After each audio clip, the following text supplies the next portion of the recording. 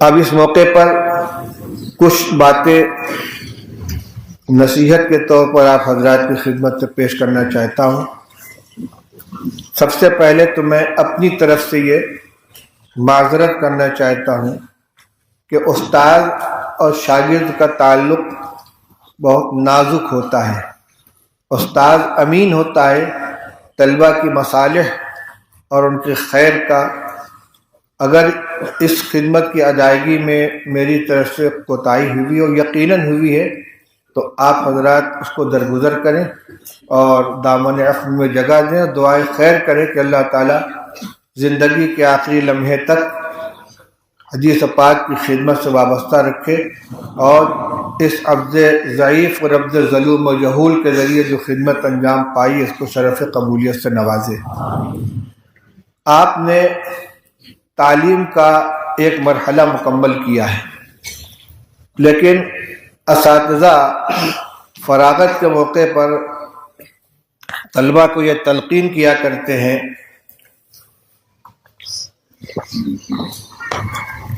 کہ رسمی طور پر تکمیل کا ایک مرحلہ ضرور مکمل ہوا ہے لیکن آپ تعلیم سے فارغ نہیں ہوئے ہیں۔ اس لیے یہ تصور اگر ہوا کہ ہم فارغ ہو گئے اور ہم فاضل ہو گئے تو بہت بڑے خسارے کی بات ہوگی۔ یہ تو مناسبت پیدا کرنے کا ایک سلسلہ تھا، ہر فن کی کتاب آپ کو پڑھا دی گئی، نحو صرف سے لے کر حدیث، تفسیر، فقہ، اصول حدیث، اصول تفسیر، اصول فقہ تک، کچھ معقولات کی کتابیں پڑھا دی گئیں۔ ہر فن سے تھوڑا تھوڑا آپ کو چکھا دیا گیا ہے، ذائقہ دلا دیا گیا ہے، مناسبت پیدا کر دی گئی ہے، لیکن اصل علم کی افزائش اور اس کو ترقی دینے اور اس میں پختگی کرنے کا سلسلہ اب شروع ہوگا۔ اب تک اساتذہ کی انگلی پکڑ کر آپ چلتے رہے، ہر قدم پر آپ کی رہنمائی ہوتی رہی، کبھی خود ان کی طرف سے، کبھی آپ کے سوال اور استفسار کے اوپر، لیکن اب آپ کو اپنے قدموں پر کھڑا ہونا ہے اور خود چلنا ہے، خود محنت کرنی ہے۔ تو حقیقت میں طلب علم کا جو خود انحصاری کا دور ہے، اپنے طریقے سے علم حاصل کرنے کا دور، وہ اب شروع ہونے والا ہے اور اس کا مدار اس پر ہے کہ آپ آئندہ اپنا مشغلہ کیا رکھتے ہیں۔ اگر مشغلہ آپ کا علمی ہے، تعلیمی ہے، تو انشاءاللہ آپ کے علم کے اندر جلا پیدا ہوگا، اور اگر جو پڑھا لکھا تھا نیاز نے اسے صاف دل سے بھلا دیا، اٹھا کے طاق پر رکھ دیں گے تو سب برابر ہو جائے گا۔ اس لیے میری سب سے پہلی نصیحت یہ ہے کہ آپ کچھ بھی کریں تو علمی سلسلہ بہرحال کچھ نہ کچھ جاری رہنا چاہیے، جس میں سب سے بہتر طریقہ تو درس و تدریس ہے۔ لیکن درس و تدریس کے سلسلے میں ایک بات یہ یاد رکھیے کہ طالب علم کی یہ خواہش ہوتی ہے کہ مجھ کو بڑی کتابیں پڑھانے کے لیے مل جائیں، یہ غلط ہے۔ آپ نے جس طرح تعلیم حاصل کرنے میں فارسی کی پہلی اور آمد نامہ سے تعلیم شروع کی ہے اور بخاری شریف تک پہنچے ہیں، اسی طرح پڑھانے میں بھی آپ بالکل ابتدا سے پڑھانا شروع کریں۔ میرے استاد حضرت مفتی محمود صاحب نور اللہ مرقدہ نے مجھ کو یہی نصیحت کی تھی کہ میں نے کہا حضرت پڑھانے کے لیے کیا راستہ اختیار کیا؟ فرمایا بالکل ابتدا سے پڑھانا۔ اور الحمدللہ فارسی کی پہلی سے لے کر دور حدیث کے پہلے سال تک کی جتنی کتابیں تھیں کسی بھی فن کی ہوں، نحو، صرف، بلاغت، معانی، فلسفہ، منطق، فقہ، تفسیر، اصول حدیث، اصول تفسیر، سب کو سب پڑھانے کا موقع ملا۔ البتہ دور حدیث کی کتابوں میں کسی کو شاید اس کا موقع نہ ملے کہ 10 کی 10 کتابیں پڑھانے کو اس کو موقع ملے۔ مجھ کو مسلم شریف، مجھ کو ترمذی شریف، شمائل ترمذی اور بخاری شریف 3 کتابیں پڑھانے کا موقع ملا، مشکات شریف پڑھا لی۔ اس کا میں نے نفع محسوس کیا کہ ابتدا سے جب آپ پڑھانا شروع کریں گے تو آپ اگر فارسی پڑھی ہے بہت اچھا ہے، اب تو فارسی کے بھی جنازہ نکل رہا ہے مدرسوں سے، ساری کتابوں کا ترجمہ اردو میں ہو گیا، نحویر بھی اردو میں آ گئی، میزان منشعب، پنجگد علم و صیغہ بھی اردو میں آ گئی ہے۔ فارسی سے طلبہ واقف ہی نہیں ہوتے، حالانکہ یہ بنیادی طور پر فارسی کا جاننا ضروری ہے. خود اردو زبان سے واقفیت کے لیے صحیح فارسی کا جاننا ضروری ہے. اس لیے کوشش کریں کہ ایسے مدرسے میں پڑھائیں جہاں آپ کو فارسی پڑھانے کا بھی موقع ملے. اگر نہیں پڑھیے تب بھی پڑھائیے. کوئی ضروری نہیں ہے کہ ہر کتاب آدمی کی پڑھی وہی پڑھائے. درس نظامی کا یہ خاصہ ہے. اس میں یہ نہیں کہا جاتا کہ میں نے یہ کتاب نہیں پڑھی ہے. بہت نصاب کے اندر تو یہ بات ہوتی ہے کہ تعلیم کے اندر یہ کتاب میں نے نہیں پڑھی ہے، لیکن درس نظامی پڑھانے میں اتنی صلاحیت ہو جاتی ہے اگر قاعدے سے طالب نے پڑھا ہے کہ کسی کتاب کے بارے میں یہ نہیں کہے گا کہ میں نے یہ کتاب نہیں پڑھی. کون فوٹو لے رہا ہے بھائی؟ کھڑا کرو اس کو. کون ہے؟ اس کو کھڑا کرو. کون آدمی ہے؟ ارے بغل والے کھڑا کرو اس کو.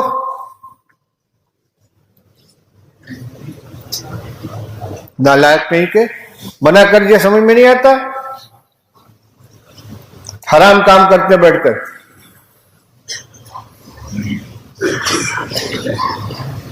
تو درس نظامی کے اندر اگر کسی نے درک حاصل کر لیا ہے تو کسی کتاب یا کسی فن کے بارے میں یہ نہیں کہہ سکتا کہ میں نے نہیں پڑھا ہے.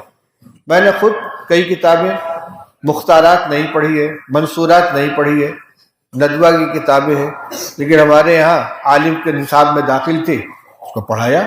کوئی تکلف نہیں ہوا. کیسے کہ مقامات پڑھی تھی.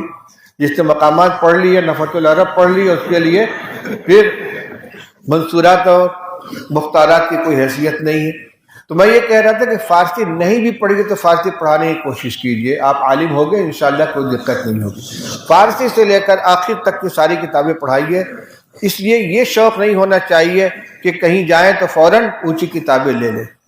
حضرت مولانا ارشد صاحب فرماتے تھے کہ ہم نے یہاں جو تدریب المعلمین کا سلسلہ قائم کیا تھا، ہمارا مقصد یہ تھا کہ یہاں ابتدائی تعلیم دینے والے اچھے طلبہ تیار ہوں، اور پھر یہاں سے جانے کے بعد وہ جن مدرسوں کے اندر پڑھائیں وہاں بنیادی تعلیم مضبوط ہو. لیکن ہوتا بہت کم ایسا ہے کہ یہاں کے تدریب کیے ہوئے طلبہ جہاں جائیں تو میزان منشعب پڑھانے کے لیے بیٹھے. عموماً یہی ہوتا ہے کہ ان کو ہدایت دے دی جاتی ہے، شرح جامی دے دی جاتی ہے، اوپر کی کتابیں مل جاتی ہیں. تو جن کتابوں کو انہوں نے مشق کی ہے، جس میں ان کی صلاحیت پختہ ہوئی ہے، اس سے کام نہیں لیا جاتا ان سے. تو ابتدا سے پڑھانا شروع کیجئے. تو میں یہ کہہ رہا تھا کہ علمی پختگی کے لیے سب سے بہترین طریقہ جو ہے، سب سے بہترین ذریعہ درس و تدریس ہے. اور اگر مکمل وقت درس و تدریس میں آپ نہ دے سکیں، کچھ اور بھی مشغلیں ساتھ میں ہو، تو کم سے کم جز وقتی تدریس اختیار کر لیں. ہمارے شہر میں بنارس میں بہت سے اکثر مدرسوں کا یہ سلسلہ چل رہا ہے کہ شہر کے جو فضلاء دارالعلوم سے فارغ ہو کر گئے ہیں اور انہوں نے باقاعدہ ملازمت نہیں کی ہے، وہ اپنا کاروبار بھی کر رہے ہیں. کوئی 1 گھنٹہ کوئی 2 گھنٹہ مدرسے میں آ کر باقاعدہ پڑھاتا ہے، اور پڑھاتے پڑھاتے وہ میزان سے لے کر مشکات تک پہنچے ہیں. پڑھا رہے ہیں، صلاحیت ہو گئی الحمدللہ ان کے اندر. بلکہ بعض اس طرح پڑھاتے پڑھاتے باقاعدہ مدرس بھی ہو گئے، اور ان میں سے 1-2 ریٹائر بھی ہو گئے. تو اب یہ دوسرا طریقہ یہ ہے کہ اگر مکمل وقت نہیں لگا سکتے تو کم سے کم کچھ وقت تدریس کے اندر رہنا چاہیے. تیسری صورت ہے، کسی مسجد کے اندر آپ امامت و خطابت کی خدمت انجام دیتے ہیں، وہاں درس قرآن کا سلسلہ شروع کریں. درس قرآن باقاعدہ تیاری کر کے مطالعہ کر کے درس قرآن دیں. یہ ضروری نہیں ہے کہ جتنا آپ نے مطالعہ کیا سب اگل دیں عوام کے سامنے، اس لیے کہ درس قرآن کا 2 مقصد ہے. ایک قرآن سے متعلق اپنی معلومات میں پختگی پیدا کرنا، معلومات میں اضافہ کرنا، مناسبت پیدا کرنا قرآن پاک کے ساتھ. دوسرے عوام کو قرآنی تعلیمات سے آگاہ کرنا. تو مطالعہ جتنا آپ کر لیں اپنے مطالعے کے لیے، لیکن عوام کے سامنے اتنا بیان کریں جتنا ان کے لیے مناسب ہو. اس سلسلے میں ہمارے اکابر کی تصنیفات، مولانا مفتی شفیع صاحب کی معارف القرآن ہے، مولانا ادریس صاحب کی وہ معارف القرآن ادریسی ہے، مولانا عاشق الہی صاحب کی انوار القرآن ہے، اور اب تو کئی حضرات کے آسان تراجم بھی آ چکے ہیں موجودہ علماء میں سے. تو ان کے لیے، عوام کے لیے تو اتنا کافی ہے جتنا ان تفسیروں میں ہے، لیکن اپنے مطالعہ کے لیے آپ کو اور کتابوں کی طرف بھی دیکھنا چاہیے. اسی طرح درس حدیث کا بھی ایک سلسلہ ہو سکتا ہے. مسائل نہیں، فضائل و آداب معاشر سے متعلق احادیث کا ترجمہ مسجد کے اندر سنائیں، جمعہ سے پہلے خطبہ دیں، اس کے لیے تیاری کریں، کچھ تصنیف و تالیف کے دینی مضامین مرتب کریں، ان کو شائع کریں، کتابچے شائع کریں۔ اپنے جس ماحول کے اندر آپ رہیں وہاں کی دینی اصلاح کے لیے اپنے آپ کو آپ وقف کر دیں۔ آپ کو قوم کے اندر دارالعلوم دیوبند کے نمائندہ بن کر جائیں گے اور اپنے اکابر کے علوم کی امانت لے کر جائیں گے، اور عالم ہونے کی حیثیت سے چاہے کہیں کہ آپ فارغ ہوں، آپ کی ذمہ داری بنتی ہے جو العلماء ورثۃ الانبیاء کہہ کر جو ذمہ داری سپرد کی گئی ہے، تو اپنی صلاحیت میں اضافہ کرنے کے لیے یہ ذرائع اختیار کریں، لیکن ملت کی حالات کے اوپر میں نگاہ رکھیں، جہاں جو کمزوری نظر آئے اس کی اصلاح کرنے کی کوشش کریں۔ مدرسین کے لیے دو باتیں میں اپنے حضرت مفتی صاحب رحمۃ اللہ علیہ کے نقل کرتا ہوں۔ ان سے ہم نے کہا تھا حضرت کچھ مختصر سی نصیحت کر دیجئے۔ فرمایا بس دو کام ہے، حب جاہ اور حب مال سے بچنے کی کوشش کرنا۔ حب جاہ اور حب مال، منصب کی لڑائی۔ میرا نام رجسٹر میں نیچے کیوں لکھا گیا؟ میں تو فلاں تو سینئر ہوں، میرے نام میں حضرت نہیں لگایا گیا، مجھ کو جناب لکھ دیا، مجھ کو مولوی صاحب کہہ دیا۔ اس کا مطلب یہ کہ اندر سے میں نہیں نکلا ہے۔ اگر اتنا علم حاصل کرنے کے بعد بھی تواضع نہیں آئی ہے اور بڑائی کے یہ فوٹو ہو رہا ہے وہاں پہ، اے نالائق کون کھڑا ہے وہاں فوٹو لے رہا ہے؟ پتہ نہیں کہاں کہاں کے گدھے آ گئے یہاں پہ، شیطان کی قسم کے۔ منع کیا جا رہا مانتے نہیں، کان پکڑ کے نکال دو اسے۔ کون تھا وہاں پہ؟ یہ یہاں کے پڑھنے والے طلبہ نہیں ہیں۔ کس نے بلایا ان کو یہاں پہ؟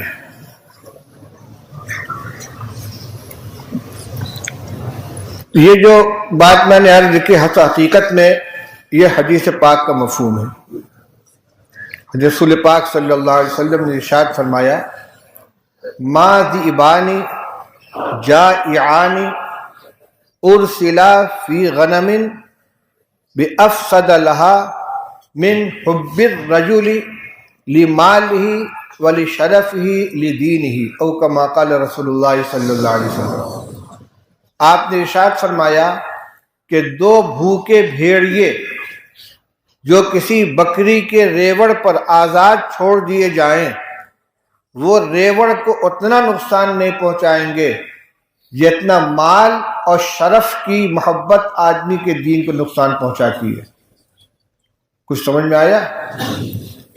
دو بھوکے بھیڑیے بکریوں کے ریوڑ پر آزاد چھوڑ دیے جائیں جن کا کوئی نگراں نہیں ہے، کتنی تباہی مچائیں گے؟ ایک کو بھی زندہ چھوڑیں گے؟ نہیں۔ فرمایا جتنا نقصان ان دو بھیڑیوں کا بکری کے ریوڑ میں ہو سکتا ہے، اس سے زیادہ عہدے اور مال کی محبت آدمی کے دین کو نقصان پہنچاتی ہے۔ اس لیے آپ کسی ادارے میں جائیں تو کبھی عہدے کی طلب نہ کریں اور کبھی تنخواہ کے لیے لڑائی نہ کریں کہ میری تنخواہ میں اضافہ کیا جائے، مجھ کو اتنا دیا جائے۔ آپ تو جو کچھ کریں اللہ کے لیے کریں، اللہ آپ کی ضرورت پوری کرے گا، انشاءاللہ آپ کی کفالت ہوگی۔ یہ کم سے کم یہ دو چیزیں اپنے اندر پختہ کر لیں کہ ہم مال کے لیے کبھی لڑائی نہیں کریں گے، عہدے کے لیے کبھی جھگڑا نہیں کریں گے۔ دیکھیے اللہ آپ کو کتنا اونچا اٹھاتے، کتنی عزت آپ کو ملتی ہے۔ دوسری بات مسلک کے سلسلے میں عرض کرنی ہے۔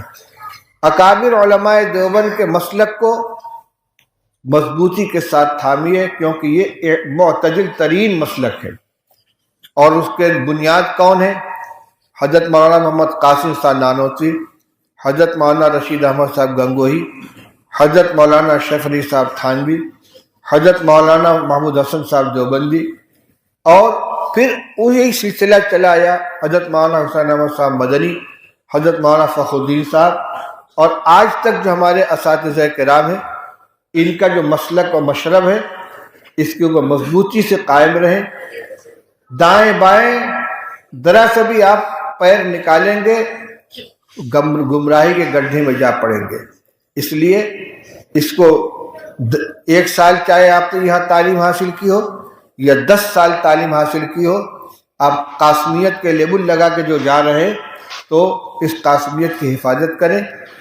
سنت سے محبت، توحید خالص، اتباع سنت، دینی حمیت اور دینی غیرت یہ آپ کے اندر رہنی چاہیے، اور اپنے صرف مفاد کو پیش نظر رکھیں بلکہ اپنے قوم، اپنے برادری، اپنے شہر، اپنے محلے کے دینی بے خواہی کا جذبہ آپ کے اندر موزن رہنا چاہیے.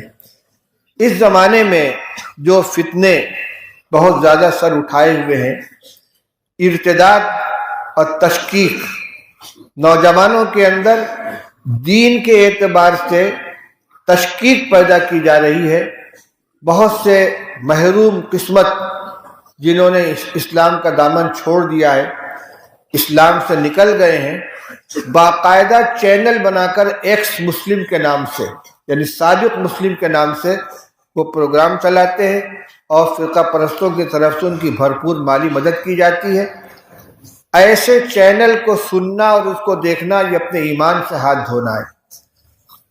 خدا نخواستہ اگر اب ایمان کے سلسلے میں تھوڑا سا بھی شک اور تردد دل کے اندر پیدا ہو گیا تو یہ بہت بڑا خسارہ ہوگا.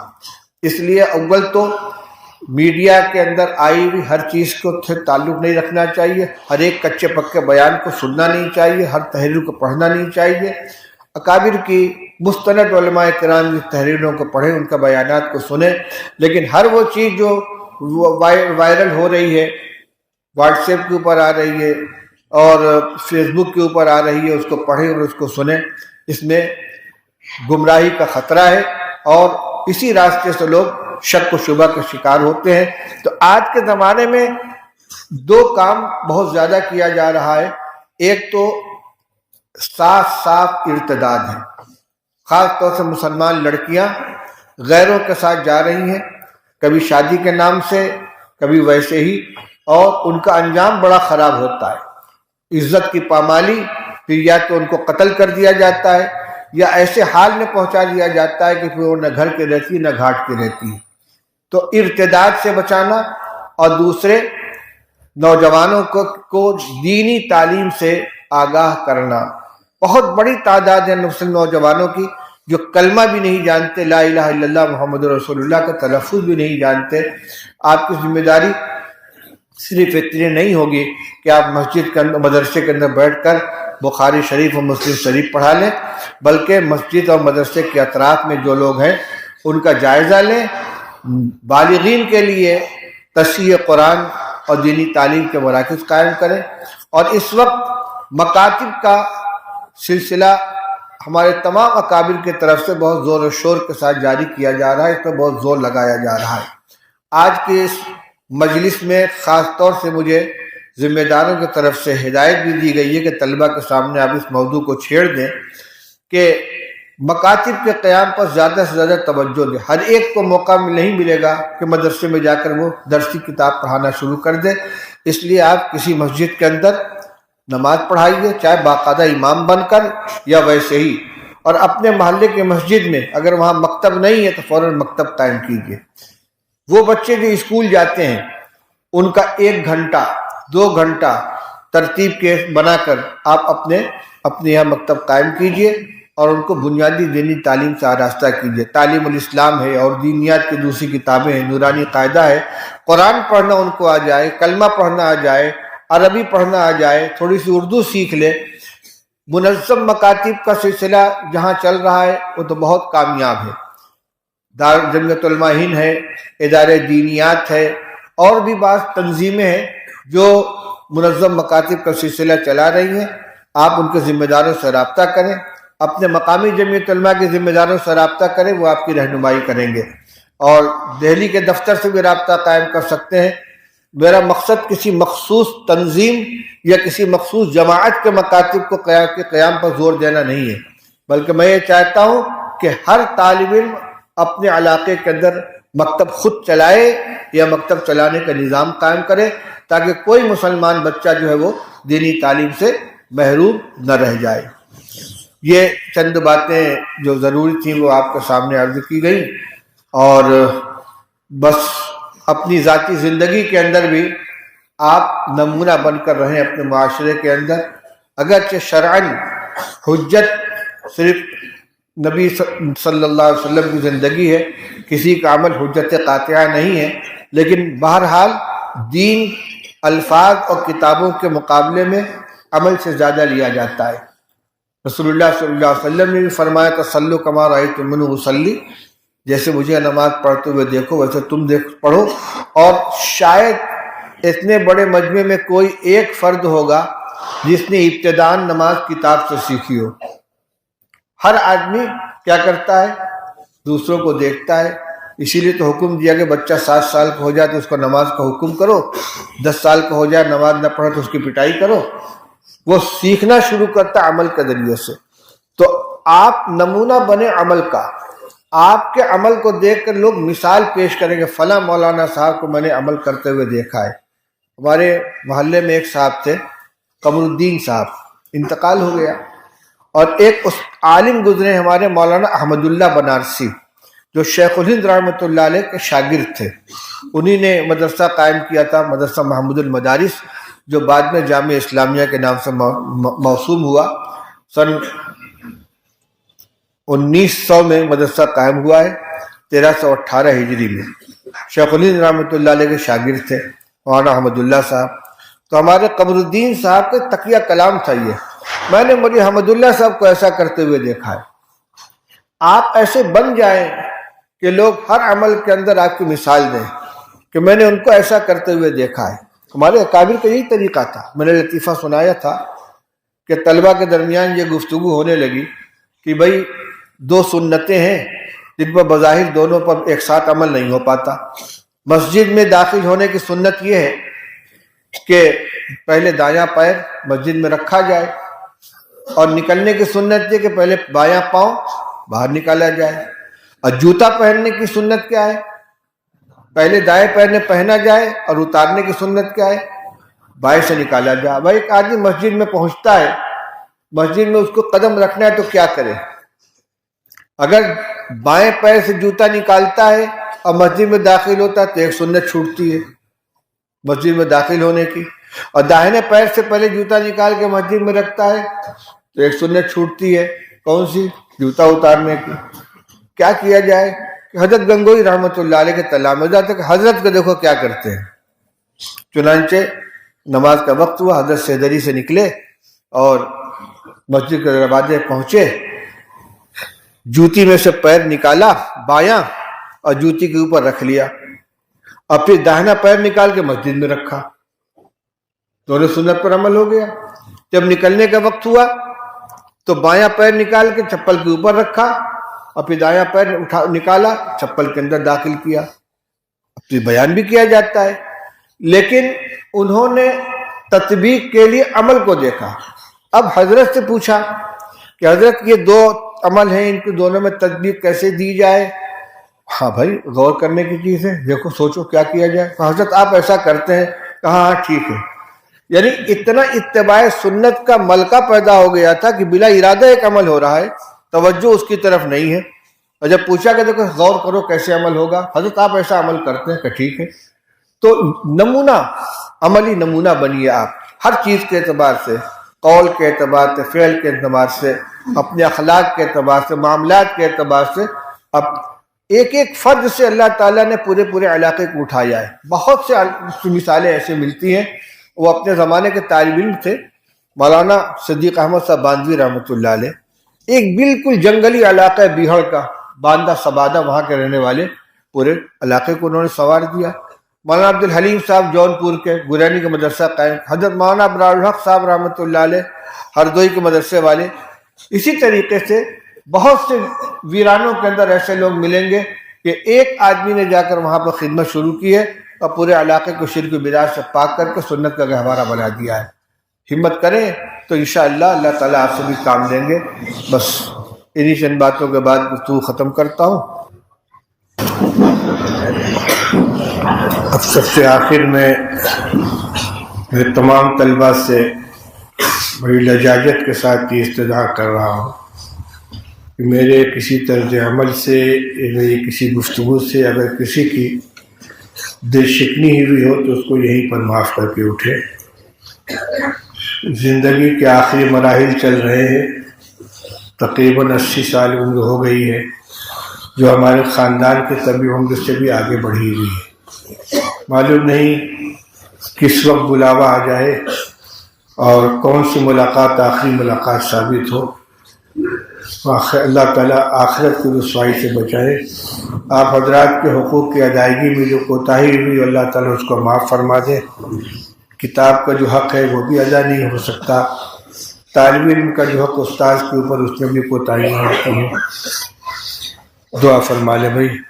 جتنی پرچیاں یہاں پر رکھی ہوئی ہیں جی بھائی طلباء کی طرف سے، ہاں اگر کوئی بات ہوئی ہو تو میں اسی مجلس کے اندر اس کو ختم کر دیتا ہوں، آگے کوئی معاملہ نہیں رہتا۔ ایک پرچی ایک ترجمان کی طرف سے بھی آئی ہے کہ ترجمان اور اس کے معاونین کی جانب سے جو تکلیف ہوئی ہو اس کے لیے ترجمان اور اس کے معاونین کو آپ حضرات درگزر فرما دیں۔ ہو سکتا ہے کسی کو تکلیف پہنچی ہو، لیکن یہ معاملہ یہیں ختم ہو جانا چاہیے۔ معاف کر دینا سب سے بڑا انتقام ہوتا ہے۔ مولانا ہمارے اکابر میں مولانا قمر الزمان صاحب الہ آبادی، ہمارے استاد گرامی دارالجامع دارالعلوم دیوبند کے مولانا قمر الزمان صاحب، ان دونوں حضرات کے لیے خاص طور سے دعا کی پرچی آئی ہے، اور تمام اساتذہ حضرت مولانا نعمت اللہ صاحب اس زمانے میں غنیمت کبریٰ ہے، کمزور بھی ہیں، عمر بھی ہو گئی ہے، اللہ تعالیٰ ان کی عمر میں برکت عطا فرمائے۔ حضرت مولانا ارشد صاحب ہے، اللہ ان کو عمر برکت عطا فرمائے۔ اور بھی ملک بھر کے اندر ہمارے سلسلے کے اکابر مشائخ اساتذہ جو رہ گئے ہیں، اللہ تعالیٰ ان کو عمروں میں برکت عطا فرمائے، ان کے فیوض سے ہم سب کو متمتع فرمائے۔ اللہم صلی علی سیدنا و شفیعنا و حبیبنا و نبینا مولانا محمد و آلہ و صحبہ و بارک وسلم۔ لا الہ الا اللہ الحلیم الکریم، سبحان اللہ رب العرش العظیم، والحمد للہ رب العالمین، نسألک موجبات رحمتک وعزائم مغفرتک والسلامت من کل اثم والغنیمت من کل بر۔ اللہم لا تدع لنا ذنبا الا غفرتہ ولا ہما الا فرجتہ ولا ضرا الا کشفتہ ولا مبتلا الا عافیتہ ولا اسیرا الا فککتہ ولا حاجة من حوائج الدنیا والآخرة هي لك رضا الا قضيتها يا ارحم الراحمین۔ الیک ربی فحببنا وفی انفسنا ربی فذللنا وفی اعین الناس فعظمنا ومن سیء الاخلاق فجنبنا وعلى صالح الاعمال فقومنا وعلى صراطك المستقيم فثبتنا وعلى اعدائك اعداء الاسلام والمسلمين فانصرنا۔ اللهم انا نسألك العفو والعافية والمعافاة الدائمة في الدنيا والآخرة۔ اللهم انا نسألك العفو والعافية، اللهم انا نسألك العفو والعافية والمعافاة الدائمة في الدنيا والآخرة۔ اللهم انا نسألك الهدى والتقى والعفاف والغنى، یا حی یا قیوم برحمتک نستغیث، یا حی یا قیوم برحمتک نستغیث، یا حی یا قیوم برحمتک نستغیث، اصلح لنا شأننا كله ولا تکلنا الى انفسنا طرفة عین، یا حی یا قیوم برحمتک نستغیث، اصلح لنا شأننا كله ولا تکلنا الى انفسنا طرفة عین۔ اللهم اجعل سريرتنا خيرا من علانيتنا، اللهم اجعل سريرتنا خيرا من علانيتنا واجعل علانيتنا صالحة۔ اللهم اصلح لنا ديننا الذي هو عصمة امرنا، واصلح لنا دنيانا التي فيها معاشنا، واصلح لنا آخرتنا التي فيها معادنا۔ اللهم انا نعوذ بك من الهم والحزن، ونعوذ بك من العجز والكسل، ونعوذ بك من الجبن والبخل، ونعوذ بك من غلبة الدين وقهر الرجال۔ اللهم انا نعوذ بك من جهد البلاء ودرك الشقاء وسوء القضاء وشماتة الأعداء، لا إله إلا أنت سبحانك إني كنت من الظالمين۔ اللهم إنا نسألك من خير ما سألك من نبيك محمد صلى الله عليه وسلم، ونعوذ بك من شر ما استعاذك منه نبيك محمد صلی اللہ علیہ وسلم. انت المستعان وعليك البلاغ ولا حول ولا قوة الا بالله العلي العظيم. اللهم انا نسألك علما نافعا وعملا صالحا وفهما سليما وعقلا مستقيما. اللهم انا نسألك العلم النافع وعملا صالحا وشفاء من كل داء. يا حي يا قيوم برحمتك نستغيث اصلح لنا شأننا كله ولا تكلنا الى انفسنا طرفة عين. اے اللہ ہم سب کے گناہوں کو معاف فرما دے، ہماری تمام سیئات سے درگزر فرما دے. اے اللہ ہم نے دن رات کھلے میں چھپے میں جان جان کر تیری نافرمانیاں کی ہیں. اے اللہ تیری تمام نعمتوں کی ناقدریاں کی ہیں. اے اللہ آنکھوں کو بھی غلط استعمال کیا، زبان کو بھی غلط استعمال کیا، آنکھ کان کو بھی غلط استعمال کیا. اے اللہ ہمارے جرم کو معاف فرما دے. اے اللہ محشر کی رسوائی سے حفاظت فرما. اللہ محشر کی رسوائی سے حفاظت فرما. اے اللہ تو نے علم کی جو نعمت ہمیں عطا فرمائی تھی ہم اس کا حق ادا نہیں کر سکے. اللہ اس جرم کو معاف فرما دے. اے اللہ تیرے حبیب صلی اللہ علیہ وسلم کے حدیث کا مجموعہ، حدیث کی متبرک کتاب ہمارے حوالے کی گئی. اے اللہ اس کے آداب کی رعایت نہیں ہو سکی. اے اللہ اس غلطی کو معاف فرما دے. اے اللہ پڑھنے میں جو غلطیاں ہوئی ان کو ہی معاف فرما دے، پڑھانے میں جو غلطیاں ہوئی انہیں معاف فرما دے. اے اللہ علم حدیث کے نور سے ہمارے قلب کو مالا مال فرما دے. اے اللہ جو طلبہ اس درس کے اندر شریک رہیں، اے اللہ ہر ایک کے علم میں برکت عطا فرما، دین کی خدمت کے لیے قبول فرما. اے اللہ دین کی خدمت کے لیے قبول فرما. ہر ایک کو غباوت و غوائط سے حفاظت فرما، گمراہی سے حفاظت فرما، غلط افکار و نظریات سے حفاظت فرما. دین کی خدمت کے لیے ہر ایک کو قبول فرما. اے اللہ دارالعلوم دیوبند کی حفاظت فرما. اللہ دارالعلوم دیوبند کی حفاظت فرما. اے اللہ ظاہری و باطنی ہر طرح کے فتنوں سے حفاظت فرما. اے اللہ ظالموں کے ظلم سے نجات عطا فرما، بدخواہوں کی بدخواہی سے حفاظت فرما. اے اللہ ملک کے حالات کو درست فرما دے. اے اللہ مسلمانوں کے دشمنوں سے اللہ تو انتقام لے لے. اے اللہ مسلمانوں کو عزت و سربلندی عطا فرما، دین پر چلنے کی توفیق نصیب فرما، اپنی مدد و نصرت شامل حال فرما. اے اللہ ہمارے جتنے اکابر زندہ ان کی عمروں میں برکت عطا فرما. اے اللہ جن کے علوم سے، جن کی کتابوں سے ہم نے نفع اٹھایا، اے اللہ ان کا بھرپور صلہ ان کو عطا فرما. محدثین کرام، فقہاء اعظام، مفسرین اعظام، ہمارے تمام اکابر، تمام اساتذہ، اے اللہ ہمارے پڑھنے پڑھانے کو ان کے لیے صدقہ جاریہ بنا، ان کی قربانیوں کو ان بھرپور صلہ عطا فرما. اے اللہ آج کی مجلس میں جو نکاح ہوئے ہیں، اے اللہ ان کے اندر خیر و برکت عطا فرما. زوجین کے درمیان الفت و محبت پیدا فرما، ایک دوسرے کے حقوق کو ادا کرنے کی توفیق عطا فرما. صالح اولاد نصیب فرما، پاک دامنی کا ذریعہ بنا. اس رشتے کو ہر طرح کے شقاق و نفاق سے محفوظ فرما. اے اللہ آنے والے دنوں میں بھی دارالعلوم دیوبند کی پوری حفاظت فرما. جو مسائل ہمارے اٹکے ہوئے حل نہیں ہو رہے، اللہ ان کو خیریت کے ساتھ اے اللہ آباد اور آسان فرما، ان کو حل فرما دے. اے اللہ بہت سے لوگوں نے پرچیاں بھیجی ہیں، اللہ ان کے اندر ان کی ضرورتیں لکھی ہوئی ہیں. اللہ تو عالم الغیب والشہادہ ہے. اے اللہ ہر ایک کی ضرورت کو تو جانتا ہے. اے اللہ تمام حاضرین کی ضرورتوں کو، جائز ضرورتوں کو اپنی خزانہ غیب سے پوری فرما دے. اے اللہ جو بیمار ہیں ان کو شفا عطا فرما، جو مقروض ہیں ان کو بار قدر سبکدوشی نصیب فرما، جو بے روزگار ہیں ان کو برکت والی حلال روزی کا نظریہ پیدا فرما. اے اللہ جو بچے بچیاں بغیر نکاح کے ہیں، اے اللہ ان کو مناسب رشتہ عطا فرما. والدین کے سر کی ذمہ داری کو آسانی کے ساتھ سبکدوش ہونے کی توفیق عطا فرما، بچیوں کو مناسب رشتہ عطا فرما. اے اللہ ہم سب کے ایمان کی حفاظت فرما، ہمارے نوجوانوں کے ایمان کی حفاظت فرما، ہماری بچیوں کے ایمان و عصمت و عفت کی حفاظت فرما.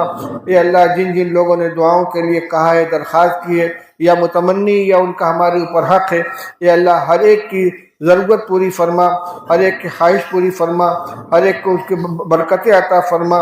ربنا آتنا فی الدنیا حسنۃ وفی الآخرۃ حسنۃ وقنا عذاب النار. اے اللہ جن جن لوگوں نے جن جن مقاصد کے لیے دعاؤں کی درخواست کی ہے اللہ ہر ایک کو ان کا مقاصد کرنے کامیابی نصیب فرما۔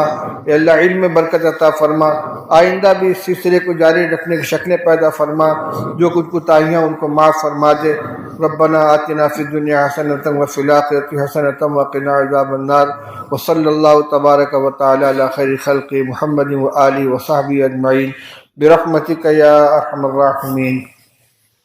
السلام علیکم ورحمۃ اللہ۔